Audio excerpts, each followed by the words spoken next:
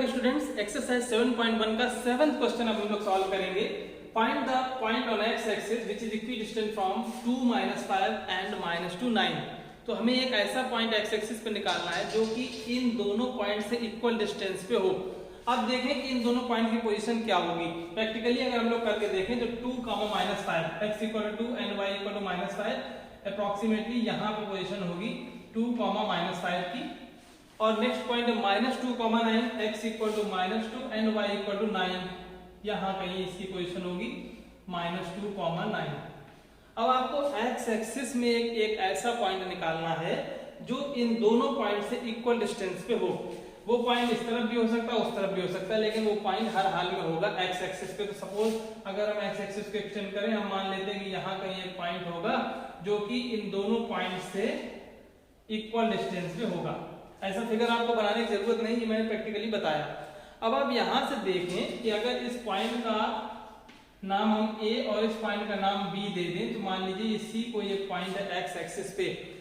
इस C point के क्या पोजीशन हो सकती है, इस C पॉइंट को हम क्या मानेंगे। आप देख सकते हैं कि इस पॉइंट को हम किस तरह से रिप्रेजेंट कर सकते हैं। This is -1, 0, this is -2, 0, -3, 0। और इसी तरह से हम इसको मान सकते हैं x, 0। x की वैल्यू पॉजिटिव भी हो सकती है, नेगेटिव भी हो सकती है। ये पॉइंट इस तरफ भी हो सकता है, ये पॉइंट इस तरफ भी हो सकता है। तो आपको यहाँ से एक बात मालूम होना चाहिए कि x एक्सिस पे जब भी हम कोई पॉइंट मानेंगे तो वो x, 0 मानेंगे। x एक्सिस पे y हमेशा 0 होगा। इसी तरह से अगर हमें y एक्सिस पे कोई पॉइंट मानना हो तो हम उसको मानेंगे 0, y, यानी y एक्सिस पे हमेशा x = 0 होता है, x एक्सिस पे हमेशा y = 0 होता है। तो हम मान लेते हैं late x, 0 is a point on x axis which is equidistant means equal दूरी पर है, which is equidistant from 2, -5 and -2, 9। अब हमें ये मालूम है कि अगर A और B इस पॉइंट C से इक्वल डिस्टेंस पे हैं तो AC और BC ये दोनों डिस्टेंस होना चाहिए बराबर। It means AC is equal to BC। AC और BC दोनों बराबर है। AC क्या है? AC है डिस्टेंस बिटवीन, ये जो है -2, 9 एंड C की वैल्यू है x, 0। इन दोनों पॉइंट्स के बीच की दूरी equal to distance between BC। B की वैल्यू है 2, -5 एंड x, 0। तो अब आप क्लियर कट समझ गए, हमें इन दोनों पॉइंट्स की डिस्टेंस निकालना है, इक्वल टू इन दोनों पॉइंट्स की डिस्टेंस के बराबर करना है। आपको सॉल्व करने पे x की वैल्यू मिल जाएगी। तो इन दोनों पॉइंट्स के बीच की डिस्टेंस निकालने के लिए फार्मूला हमारा वही रहेगा, √x2 - x1 square + y2 - y1 square. आइए ये रहेगा x2 - x1, so x -2, this is x + 2 whole square plus 0 - 9 whole square equal to इन दोनों पॉइंट्स के बीच की डिस्टेंस निकालने √x - 2 whole square plus 0 - 5 whole square, तो दिस इज 0 + 5 होल स्क्वायर हो जाएगा। दोनों ओर हम स्क्वायर कर सकते हैं, हम दोनों के स्क्वायर रूट्स को रिमूव कर सकते हैं। हमें यहाँ मिल रहा है x + 2 whole square plus -9 square 81, और यहाँ मिल रहा है x -2 whole square plus 0 + 5 means 5 whole square, this is 25। a + b whole square से हम इसको एक्सपेंड कर सकते हैं, a² plus 2ab plus b² plus 81। यहाँ पे a² -2ab plus b², 2² means 4 हम यहाँ पे डायरेक्ट लिख दे रहे हैं, प्लस 25। देखिए x² से x² कैंसिल हो जाएगा, 4x प्लस 85 बच रहा लेफ्ट साइड में, राइट साइड में -4x प्लस 29 बचा। 4x को ट्रांसपोज कर दें हम लोग लेफ्ट साइड में, तो 4x और 4x हो जाएंगे 8x इक्वल टू 85 उस साइड हम भेजेंगे, 29 - 85। तो हमें अब क्या मिला देखिए, 8x इक्वल टू मिल गया है 29 - 85। तो 8x इक्वल टू 29 माइनस 85 हम सब्ट्रैक्ट कर दें, 15 माइनस 9 6 हो गया, एंड 7 माइनस 2 5, और ये निगेटिव, x की वैल्यू आ गई -7, x इज इक्वल टू -7। अब इस फिगर बनाने का हमें क्या फायदा हुआ, इस फिगर से हमने लगभग जान लिया था, अप्रोक्सीमेटली हमने ये कंसीडर किया था कि जो c की वैल्यू है वो इसी साइड होगी।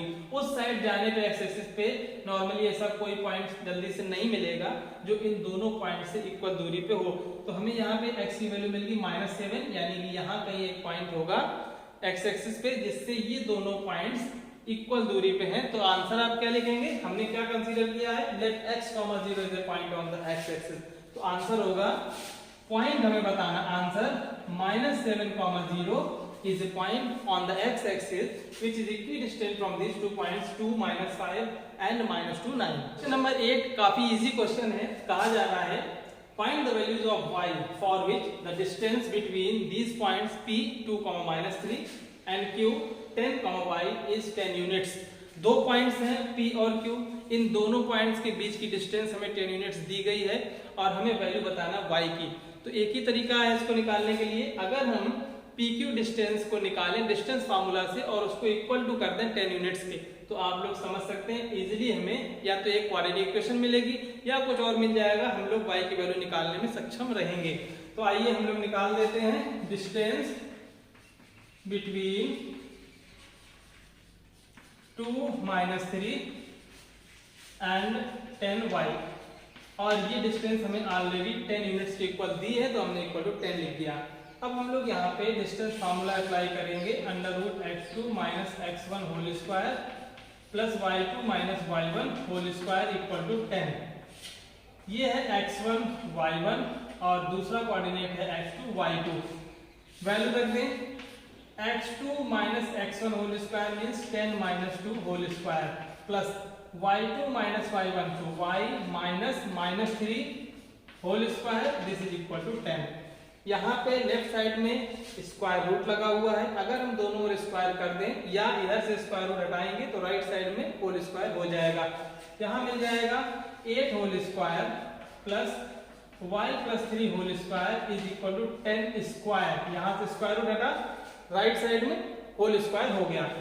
8 स्क्वायर को 64 लिख सकते हैं, प्लस y + 3 को हम a + b होल स्क्वायर से एक्सपेंड करने जा रहे हैं, a² + 2ab + b² is equal to 100।